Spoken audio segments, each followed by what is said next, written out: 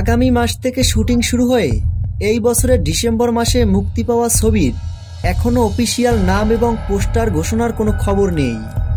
অপরদিকে 2026 সালের রোজার ঈদের ছবির শুটিং শুরু হবে নভেম্বর মাসে। সেই ছবির টাইটেল, নাম এবং পোস্টার প্রকাশ করা হবে এই সপ্তাহে। যদিও ঈদের ছবিটি বাদে বাকি ছবির কথা শাকিব খানের পক্ষ থেকে অফিসিয়ালি কোনো তথ্য পাওয়া যায়নি।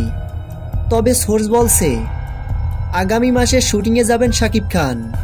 সেই ছবিতে শাকিব খানকে একজন মেজর চরিত্রে দেখা যাবে এবং ছবিটি পরিচালনা করবেন বিজ্ঞাপন নির্মাতা সাকিব ফাহাদ, যার প্রথম ছবি হতে যাচ্ছে এটি।